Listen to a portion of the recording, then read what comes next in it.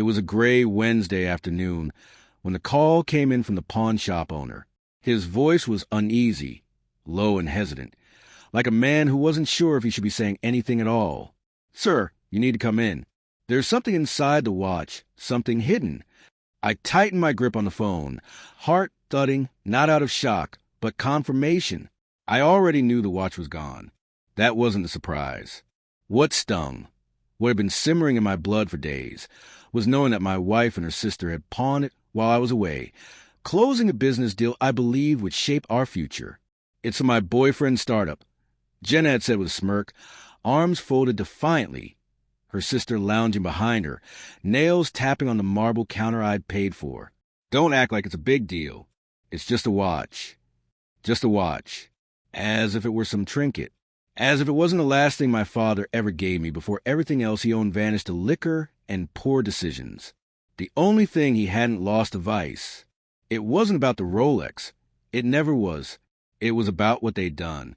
What they thought I wouldn't notice. I hung up on the pawn shop owner and told him I'd be there within the hour. Jenna hadn't always been like this. And neither had I. We met back in college, both enrolled in pre-law, full of dreams and shared ambition. She used to braid her sister's hair in the grass on the quad while I sat beside them, nose in case studies, lost in the idea that love could be built from scratch. We were all broke, all hopeful. Jenna once told me we'd build our life together from the ground up. I believed her.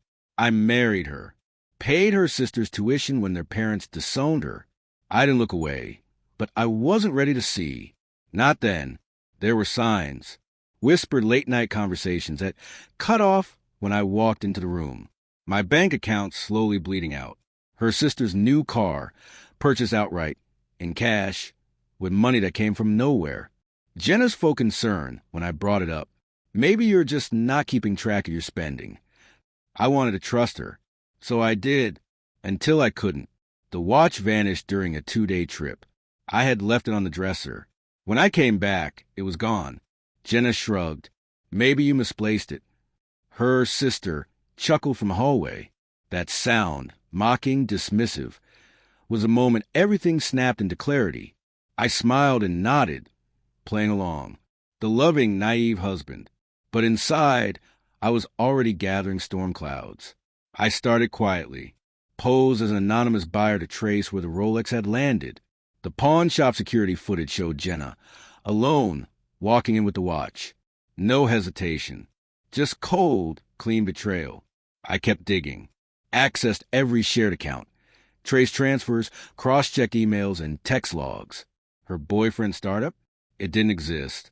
It was a shell account, registered in Jenna's name and her sister's. They were funneling the money together. My money. I archive it all. Screenshots, recordings, every dollar and deceit cataloged. The watch, as it turned out, wasn't just a symbol. When the pawn shop owner opened its back, he discovered something more. A micro SD card nestled beneath the rotor, dusty but undamaged. Inside were encrypted files, photos, scanned documents, bank records, offshore accounts, holdings under my father's name, accounts I had never been told about, but that had been quietly transferred into mine before he died. Untouched, active, the screen glowed with property deeds, bearer bonds, financial trails that eclipsed anything Jenna thought she'd stolen. I thanked the pawnbroker with a sealed envelope, a check large enough to ensure he'd forget everything. Then I walked out, and for the first time in months, I smiled. A real smile. One that didn't hide behind obligation. The next morning, I filed the court orders. Froze every account she didn't know I'd found. Sent an anonymous tip to the IRS about their startup discrepancies. I secured my inheritance in a new trust under lock and key. Then I made the call to her so-called boyfriend. Introduced myself properly. Sent him documents showing how Jenna had been siphoning funds from him as well, playing both sides. Within minutes, he folded, sent me emails, texts, evidence. She had lied to him too, classic double-cross. I took it all. By Friday, I invited them both, Jenna and her sister, to dinner, our favorite restaurant. Their favorite, really. I booked the private room. They arrived dressed to kill. eyes gleaming with that hollow confidence of people who think they've won. I smiled and let them settle in, let them gloat a little. Then I opened the folder. One by one, I laid out the papers. The fake startup filings, the offshore wire transfers, the images of them signing documents together, the federal reports pending, the boyfriend signed affidavit. Jenna's eyes widened. Her sister paled. Jenna reached for my hand, voice shaking. We can fix this. Her sister stammered. You can't prove. I slid my phone across the table and pressed play.